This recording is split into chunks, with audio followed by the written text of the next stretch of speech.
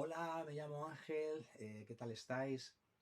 Bienvenidos a mi canal. Hoy estamos a día 12 de noviembre del año 2022 y este es el sexto vídeo que estamos elaborando con respecto a lo que es la vida de oración de Jesús según el Evangelio de San Lucas. Si no has visto ninguno de mis vídeos, pues puedes pinchar aquí arriba y iniciarte con el primero y engancharte con el resto de vídeos de la serie.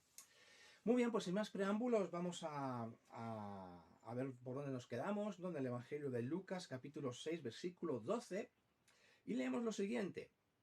En aquellos días, él, Jesús, fue al monte a orar y pasó la noche orando a Dios.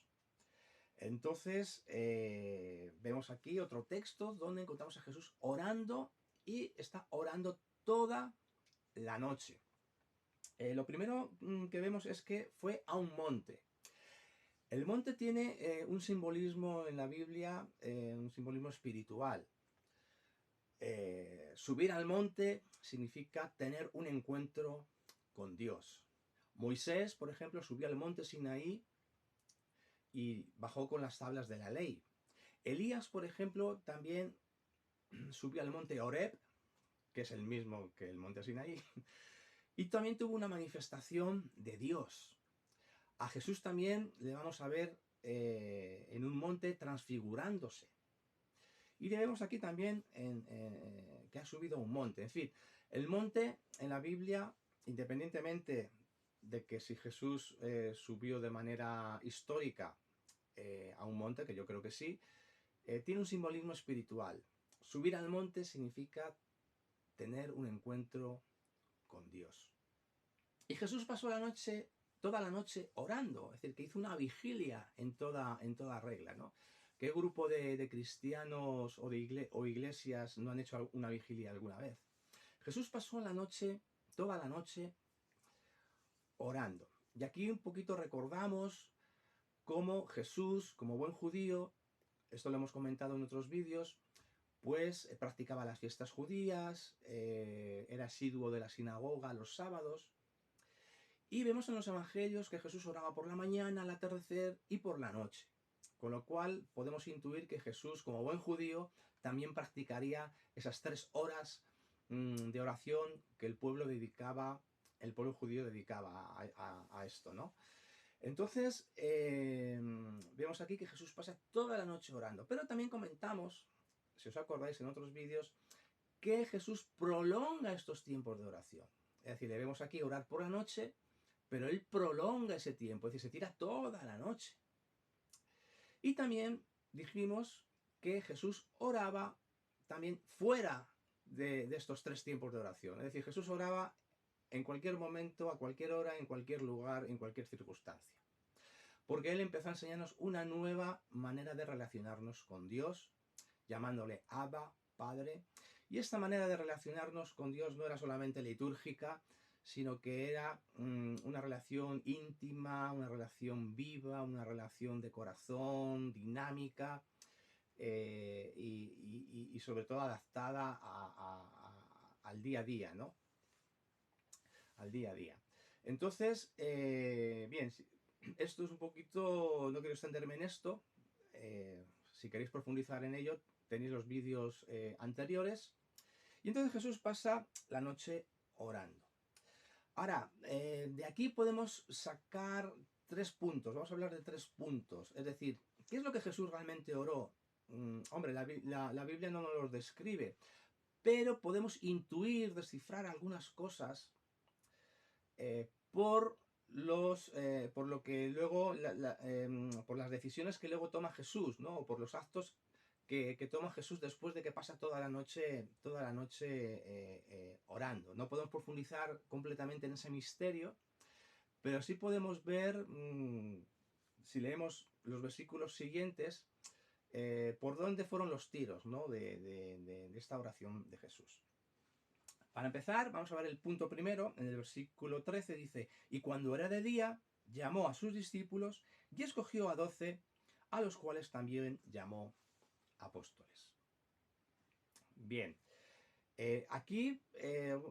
Sí quiero comentar una cosa, y es que en esta oración, lógicamente, podemos ver cómo Jesús no buscó su propio interés, no buscó su propio interés, sino que él siempre buscaba la voluntad del Padre.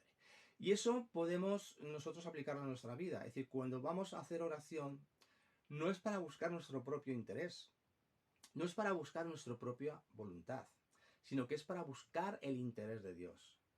Es decir, la cuestión no es cómo yo me siento después de la oración, ¿no? Si hago oración y me siento bien, la oración ha sido un éxito. Pero si no me siento tan bien, pues algo ha pasado en esta oración. Y a veces medimos la espiritualidad de una oración por cómo nos sentimos. Y eso es un error. E incluso, además, se puede camuflar algo de egoísmo, ¿no? Oramos a Dios para que nos dé paz interior, ¿no? Y no digo que Dios no nos dé paz interior, que nos la da, pero ese no es el objetivo ni la prioridad en la oración. La cuestión no es cómo yo me siento, sino cómo se siente Dios. ¿Qué es lo que quiere Dios? ¿Qué es lo que piensa Dios? Eso es lo que yo debo preguntarme y lo que debo en la oración penetrar, ¿no? En ese misterio, ¿no? De lo profundo de Dios. ¿Qué es lo que tú quieres? ¿Qué es lo que tú deseas? ¿Qué es lo que tú piensas? Y esa era la actitud de Jesús en esta oración. Entonces podemos descifrar, ¿no? Puesto que eligió a los 12 apóstoles, pues que él realizó una oración de escucha. Una oración de escucha. Y nosotros también tenemos que abrir nuestros corazones cuando oramos y abrir nuestros oídos espirituales para escuchar la voz de Dios. Y otra cosa que también observamos en Jesús es que cuando él tenía que tomar decisiones importantes en su vida o en su ministerio, él también oraba a Dios. Y aquí tomó una decisión muy importante, porque eligió a 12 discípulos. Y era muy importante para su ministerio esta decisión, porque ellos iban a ser las personas que iban a estar con él, conviviendo con él, y ellos iban a recibir de primera mano las enseñanzas del reino. Y digo más, aquí comienza todo un proceso de discipulado y de entrenamiento. Porque Jesús pasa toda la noche orando para elegir a sus 12 apóstoles. Si seguimos leyendo el Evangelio, vemos que estos 12 apóstoles van a estar con él, van a convivir con él. Ellos no se apuntaron a un seminario formal, tradicional, sino que ellos tenían el seminario ante sus propios ojos. Jesucristo era la verdad encarnada, era el seminario viviente. Y ellos pudieron observar cómo Jesús enseñaba, cómo Jesús convivía con ellos, cómo trataba a la gente, cómo oraba, cómo usaba las escrituras, etcétera, etcétera. Pero la cosa no se quedaba ahí, sino que Jesús también requirió de ellos la obediencia, puesto que eran discípulos. Un discípulo es un alumno, un aprendiz. Jesús requirió de ellos la obediencia. Y ellos tuvieron que aprender las nuevas disciplinas espirituales, ¿no? Del reino. Y Jesús también les asignó trabajos. Jesús envió a los 12 apóstoles unas instrucciones muy precisas. Luego envió a los 70 o 72, dependiendo de la versión que tengas de la Biblia. Y también les dio instrucciones muy específicas. Les asignó tareas. Pero después ellos, después de salir a proclamar el Evangelio, vinieron y le daban informe a Jesús. Es decir, Jesús los supervisaba su trabajo. Cuando llegan los 12 apóstoles, se concentran en el desierto y ellos comparten con Jesús lo que habían hecho. O por ejemplo los 72 también comparten con Jesús. Hasta los demonios se nos sujetan, decían, ¿no? Venían eufóricos, ¿no? Impresionados, ¿no? Pero también vemos otro siguiente paso, que es cuando Jesús dice, ojo, no estéis contentos porque los demonios se os sujetan, sino estar más bien contentos porque vuestros nombres están escritos en el libro de la vida. Es decir, Jesús os estaba advirtiendo con el orgullo espiritual. Cuidado, cuidado, cuidado. Que no se os suba a la cabeza esto de que habéis sanado enfermos y habéis echado demonios, sino estad más bien alegres porque vuestros nombres están escritos en el libro de la vida. Bueno, y vemos a Jesús corrigiendo en muchas ocasiones a los discípulos. Entonces, vemos que Jesús primero ora, elige a los apóstoles para estar con él, convivir con él, requiere de ellos la obediencia, les asigna tareas, los supervisa, y cuando ya están preparados, el último paso es que los envía. Apóstoles significa enviado. Los envía ¿para qué? Para hacer discípulos. ¿Cómo? Como Jesús había hecho con ellos, ellos tenían que hacer con otros. Para reproducirse. Ese sería el último paso. Y esto de hacer discípulos no solamente era para los apóstoles. La gran comisión es para todas las personas, para todos los cristianos. Es decir, que todos tenemos o tendríamos que tener discípulos a nuestro lado para impartirles todas estas enseñanzas y todo este entrenamiento. Bueno, pues todo esto que os he explicado, que merecería hacerse un vídeo exclusivamente de esto, cómo Jesús hacía discípulos, porque hoy la iglesia moderna no hace discípulos a la manera de Jesús. Entonces sería interesante ver este vídeo. Bueno, pues todo este proceso de discipulado que culmina con la reproducción de discípulos, comienza aquí. En esta noche, cuando Jesús pasó orando toda la noche, comienza con oración. Es decir, que nuestra oración tiene que ser: Señor, dame discípulos. Dame discípulos. Para que pueda, al igual que Jesús, empezar todo un proceso de discipulado y de entrenamiento con otros. Todo ese proceso de discipulado comienza aquí, justamente cuando Jesús pasó toda la noche orando. Y eligió a 12. Eligió a 12, que luego en el capítulo 14, 15 y 16 se nos mencionan sus nombres. Y no eligió a 7, ni a 20, ni a 3. Eligió 12. ¿Por qué 12? Porque 12 es un número simbólico y representa al pueblo de Dios. 12 fueron las 12 tribus de Israel, que eran el pueblo de Dios en el antiguo pacto, y ahora 12 son los apóstoles que representan el nuevo Israel, que es la iglesia. Esto Pablo lo va a explicar, por ejemplo, en la epístola a los Efesios, que la iglesia está formada por judíos y gentiles. Es decir, judíos que han reconocido a Jesús como Mesías y gentiles que han reconocido también a Jesús como Mesías. Y entonces, judíos y gentiles, creyendo en el Mesías, forman la iglesia, el pueblo de Dios. Y los 12 apóstoles simbolizan eso, el nuevo Israel. Este término también lo usa San Pablo. También lo usa San Pablo. Entonces, esto es muy importante. Muy importante. Porque, ¿qué es la iglesia? La iglesia son aquellos, o quienes pertenecen a la iglesia, todos aquellos que han nacido de nuevo. Todos aquellos que han nacido de nuevo. Que a día de hoy, el único pueblo de Dios que hay en la tierra es la iglesia. No hay dos pueblos, el pueblo judío y la iglesia, y dos planes, y... No.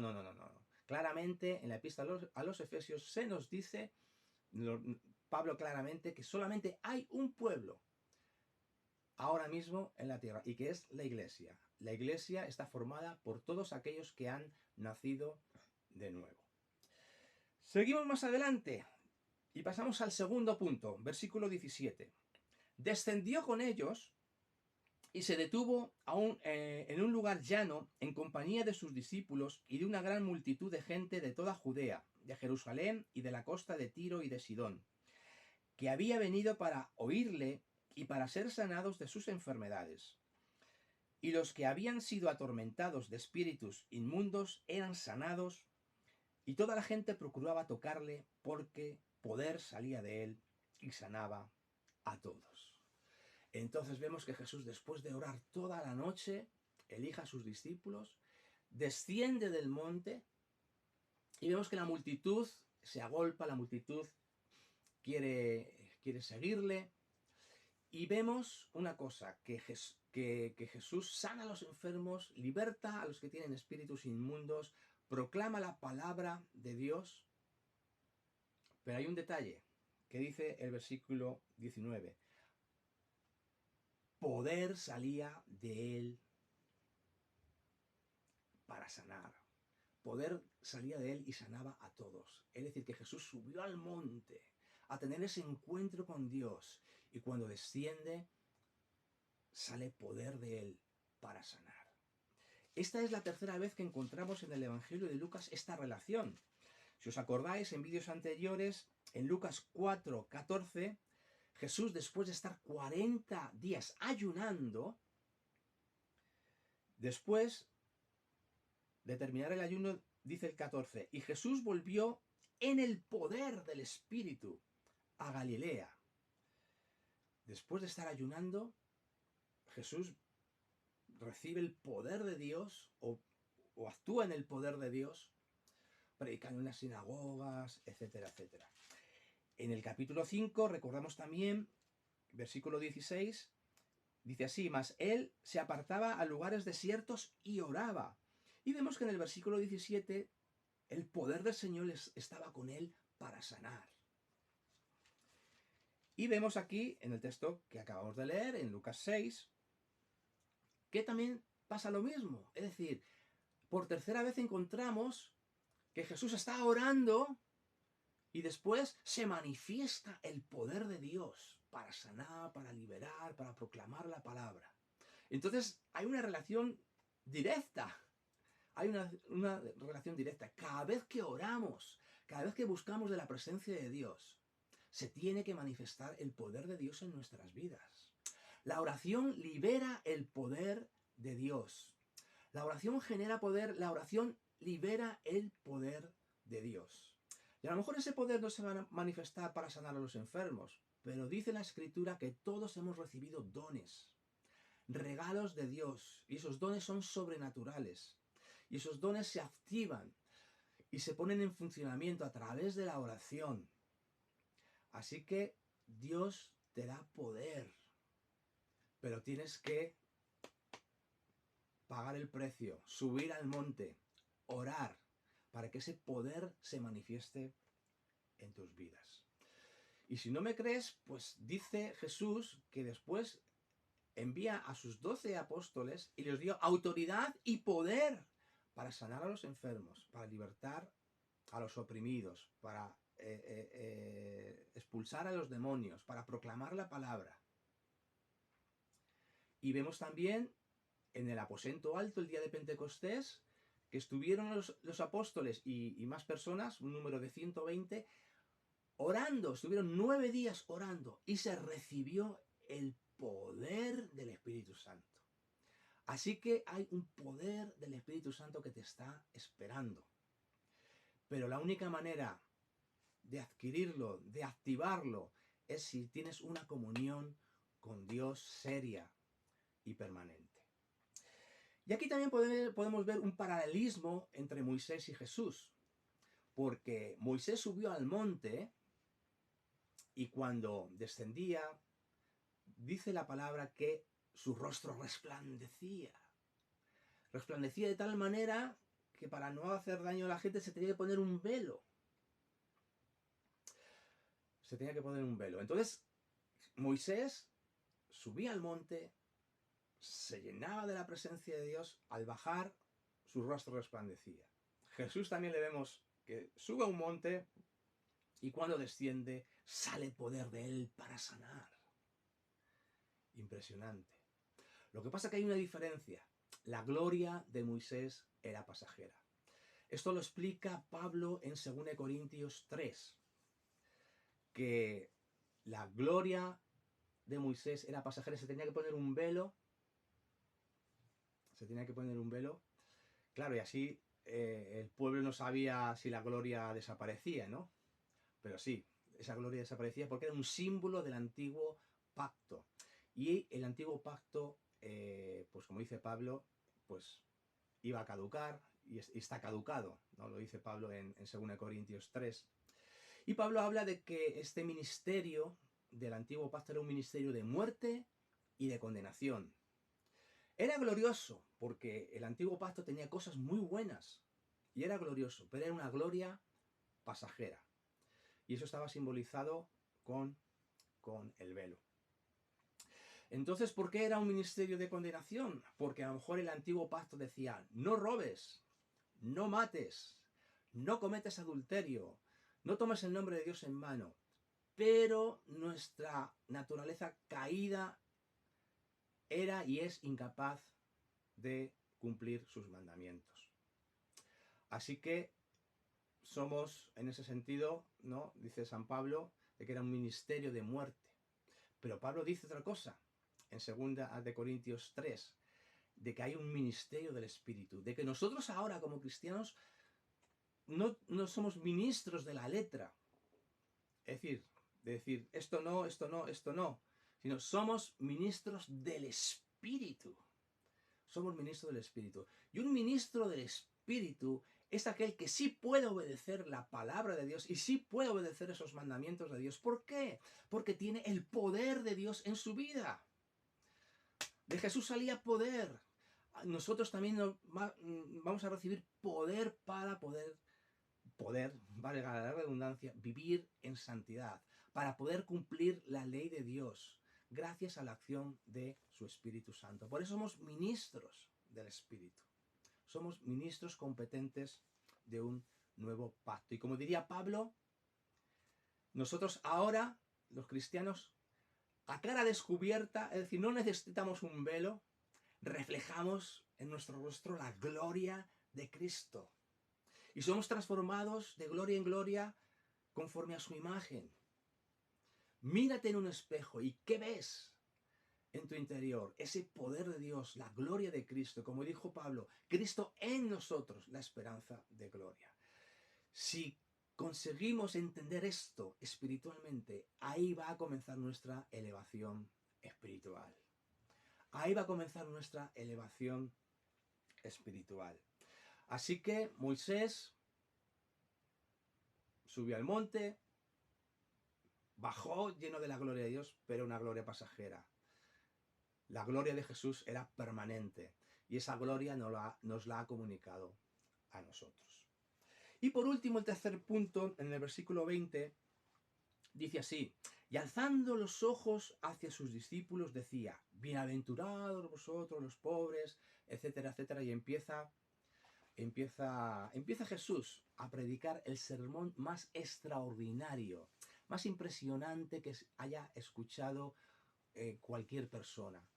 Es el discurso más espectacular, ¿no? que la humanidad haya podido escuchar. Y es el sermón de la llanura, versión de Lucas, o el sermón de la montaña, según Mateo. El sermón de la montaña. Y también aquí hay un paralelismo, ¿no? Con Moisés. Moisés sube al monte y viene con las tablas de la ley. Con las tablas de la ley. Y Moisés recibió en ese monte las leyes de Dios, que están resumidas en esos 10 mandamientos. Y Moisés trae esa legislación, ¿no? Para la convivencia del pueblo de Dios. Es decir, Israel había salido de Egipto, que era una sociedad esclavista, donde se practicaba la injusticia, la dominación, la explotación. Pero Dios lo sacó de ahí porque quería hacer una nueva sociedad alternativa. Una sociedad diferente, con unas leyes diferentes, basadas en la justicia y en la igualdad. Pues de la misma manera Jesús sube al monte y nos va a traer las enseñanzas del Sermón de la Montaña. Las enseñanzas del Sermón de la Montaña es la descripción de la nueva sociedad alternativa que Dios quiere hoy.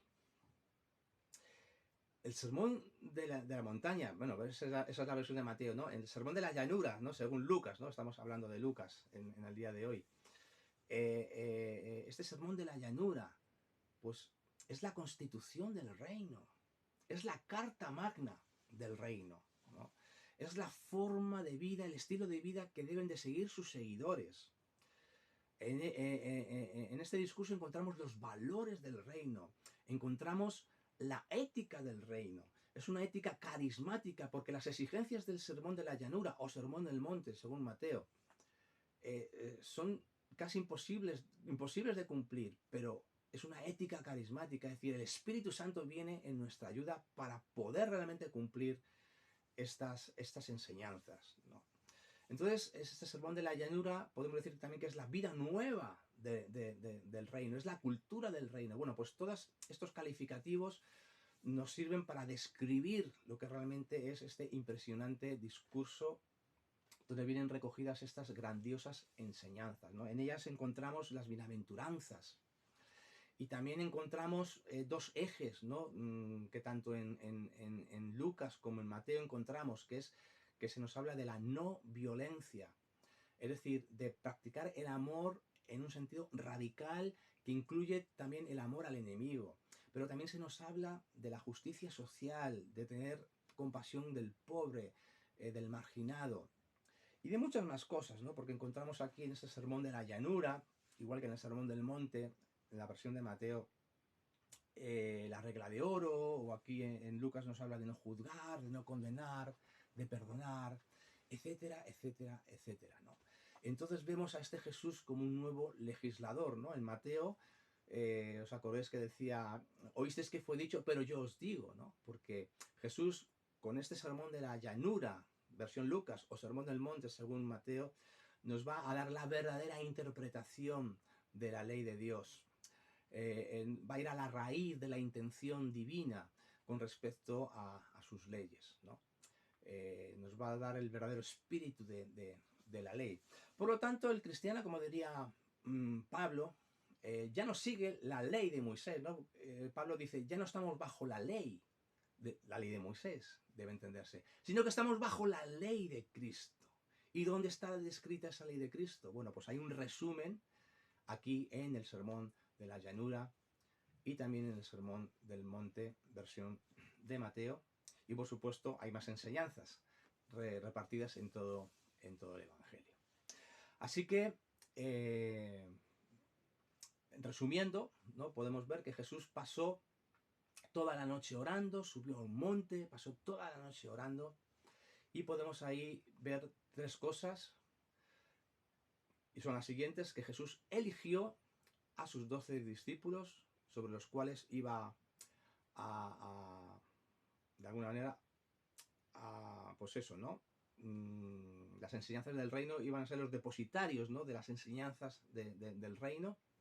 La segunda cosa es que hay una relación directa entre subir al monte de Dios, orar, y el poder de Dios que recibimos. Y la tercera cosa es que Jesús nos trajo las verdaderas enseñanzas radicales del reino, ¿no? Los valores del reino expresados aquí en el sermón de la llanura. Pues nada más, me despido de vosotros. Si os ha gustado, pues podéis dar a un like, y también, si lo deseáis, pues compartirlo en vuestras redes sociales. Os estaré eternamente agradecido. Así que, sin más, me despido de vosotros y nos vemos en el próximo vídeo. Venga, hasta luego.